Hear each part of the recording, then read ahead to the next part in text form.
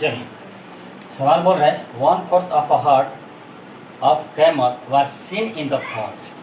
Quadratic equation का सवाल है, बहुत इंपॉर्टेंट सवाल है। ठीक है, इसको ध्यान से समझना है कैसे बनाते हैं। इस टाइप का कोई भी सवाल आएगा तो आगे से एग्जाम में नहीं छूटना चाहिए। बोल रहा है कि जंगल में जो है कैमल का जो झुंड है, जंगल में क्या है, बहुत सारे कैमल होंगे, उनके झुंड होंगे। तो जो कैमल का झुंड है, ऊँटों का जो झुंड है, उसका 1/4 भाग जो है देखा जाता है। ठीक, कैमल का कुछ झुंड है, उसका 1/4 भाग कहाँ देखा जाता है जी? जंगल में, यानी फॉरेस्ट में देखा जाता है। वही बोल रहा है 1/4 of a herd of camels was seen in the forest. जंगल में ऊँट के झुंड का 1/4 भाग देखा जाता है। कहाँ? जंगल में। Twice the square root of the herd. ठीक, जो झुंड है, इस झुंड के स्क्वायर रूट का दुगना गॉन टू द माउंटेन। कहाँ चला जाता है जी? माउंटेन। ठीक है, पहाड़। पॉइंट और एंड का मतलब और होता है। And the remaining 15 camels were seen on the bank of a river. और बचे खुचे जो भी ऊँट है, झुंड में के जो बचे खुचे हैं, बच गए हैं 15 ऊँट, वो कहाँ पे देखे जाता है जी? रिवर के, नदी के किनारे पे देखे जाते हैं। ठीक, ये टोटल सवाल है। एक बार मैं पूरी सवाल को एक साथ बताता हूँ। ऊँट का झुंड है, उस झुंड का 1/4 भाग आपको जंगल में देखा जाता है, और उस झुंड के स्क्वायर रूट के दुगने का कहाँ पे देखा जाता है जी? माउंटेन पे देखा जाता है। और जो बच गए हैं 15, वो कहाँ पे है जी? नदी के किनारे पे है। ठीक है, ये टोटल कैमल है, यानी ऊँट है। ठीक है, तो बोल रहा है find the total number of camel. Total camel निकालना है। ठीक, टोटल कैमल निकालना है। तो टोटल ऊँट कितने हैं ये आप मान लीजिए। चलिए, आप मान लीजिए, let the total number of camel, let the total number of camel, total number of camels मान लीजिए, कुछ भी मान सकते हैं। ठीक, XYZ कुछ भी मान लीजिए। BX 10। अब सवाल में जो बोल रहा है वो लिखते हैं। आपने टोटल नंबर ऑफ कैमल लिख दिया। जब टोटल नंबर ऑफ कैमल लिख दिया तो जंगल में कितने हैं वो लिखिए। नंबर ऑफ कैमल कहाँ पे जी? इन the forest.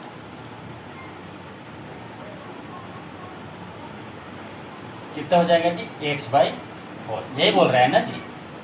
1/4 of a herd of camel was seen in the forest. जंगल में जो ऊँट के झुंड है, उसका 1/4 भाग कहाँ देखा जाता है जी? जंगल। ठीक है, जंगल में ऊँट के झुंड का 1/4 भाग देखा जाता है। तो number of camels in the forest, जंगल में कैमल का नंबर कितना हो जाएगा जी? 1/4, यानी X/4, क्योंकि टोटल नंबर ऑफ कैमल क्या है? X है।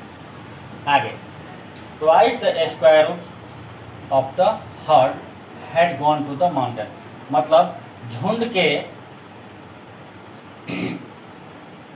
स्क्वायर रूट के दुगना कहाँ पे चले जाते हैं जी? माउंटेन पे। तो वहाँ पे निकाल लीजिए number of camel, number of camels on the mountain. On the mountain आप लिख सकते हैं। ठीक है, या गॉन टू द माउंटेन ये भी लिख सकते हैं। जैसा सवाल में दिया ऐसा लिख दीजिए। Number of camels gone to mountain.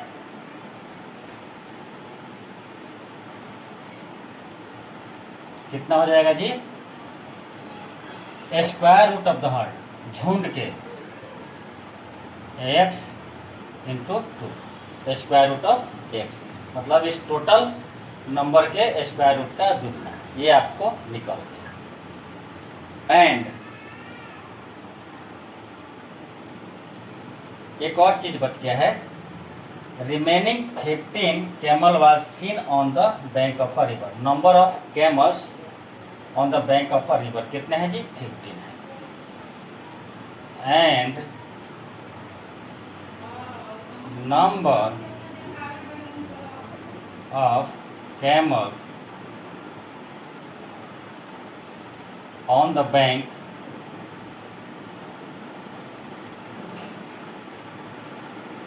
Of a river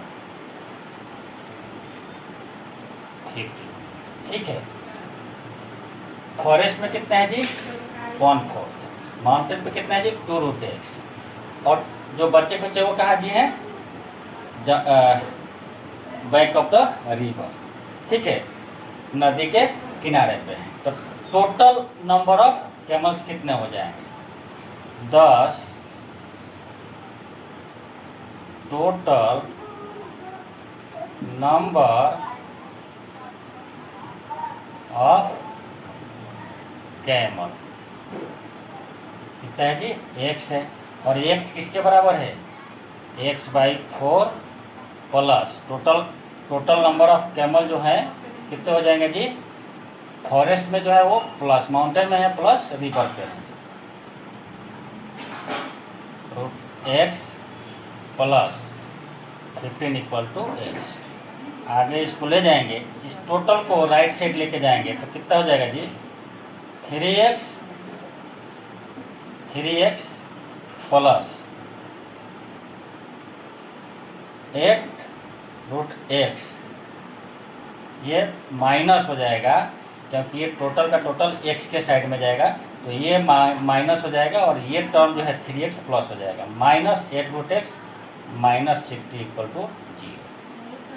यहाँ पर √x है, late x equal to y², अपने रूट को हटाना है, तो रूट हटाने के लिए इसको मानना पड़ेगा, तो x को y² मान लिया तो रूट हट जाएगा, तो अब क्या हो जाएगा, 3y² -8y -60 इक्वल टू 0, कितना हो जाएगा, 36 18 180।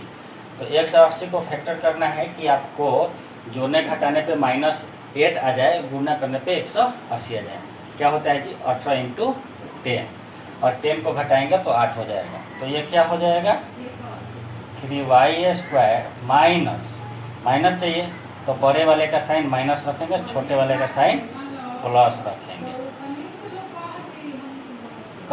कॉमन ले लेंगे 3y, तो y माइनस क्या बचेगा, 3 लगे तो यहाँ 6 बच जाएगा, तो y -6 प्लस 10 कॉमन लीजिए तो y -6 बचेगा, इसलिए y इक्वल टू 6।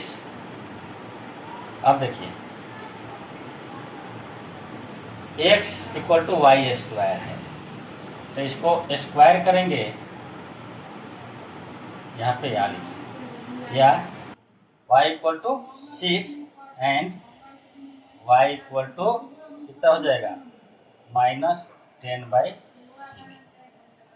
इन दोनों का स्क्वायर कीजिए, या y² equal to 36 and y² equal to 100/9, या y² कितना है, x है, यहाँ पे लिखिए x equal to 36 and x equal to 100/9, चूँकि y² इक्वल टू x, यही है माना हमने। अब देखिए यहाँ पे x 36 आ गया, इधर x 100/9 आ गया। अब यहाँ पे 100/9 क्या है, फ्रैक्शन। 100/9 क्या है, फ्रैक्शन। अब बताइए ऊँटों का जो संख्या है फ्रैक्शन में आएगा क्या, दिन में कोई भी आदमी का संख्या हो, क्या बोल सकते हैं क्या कि 5.5 व्यक्ति थे, 5.6 व्यक्ति थे या 5.8 कैमल थे, ऐसा बोल सकते हैं क्या? नहीं बोल सकते ना। तो यहाँ पे ये क्या होगा? एक्सेप्टेड नहीं होगा। इस प्रकार द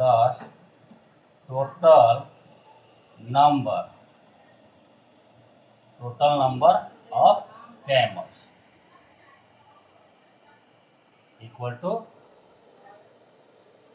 36। ये आपका टोटल नंबर ऑफ कैमल्स हो जाएगा 36। ठीक है। और ये जो है फ्रैक्शन है, तो फ्रैक्शन में ऊँटों की संख्या नहीं होगी। लिख सकते हैं but the number of camels cannot be a fraction. लिख सकते हैं कि ऊँटों की संख्या फ्रैक्शन में नहीं होगी, but the number of camels cannot be a fraction, ये नहीं होगा। इसलिए एक कितना हो जाएगा? 36, यानी कैमल की संख्या 36 हो जाएगा। आप देखिए 36/4 कितना हो जाएगा जी? 36/4 9। 36 को इधर रखेंगे तो टोटल हो जाएगा 12 और एक 15। जोड़िए सबको, कितना होता है? आप इसको जोड़िए, टोटल आ जाएगा 36।